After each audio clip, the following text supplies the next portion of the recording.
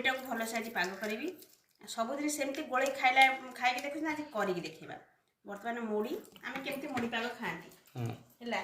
मुढ़ी प्रथम आम तेल पकई देके गोल दबा कहीं सीपीबनी मुढ़ीटा पिज जो पड़ो सीटा सीपीबनी तुम मुढ़ी आने जाइए मुढ़ी सरी जाइला तेणु मुझे पूर्व कौन कर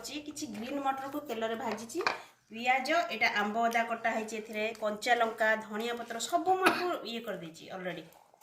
किछि एथरे पकई दबा तापर हम एथरे मिक्सचर ऐड करबा ना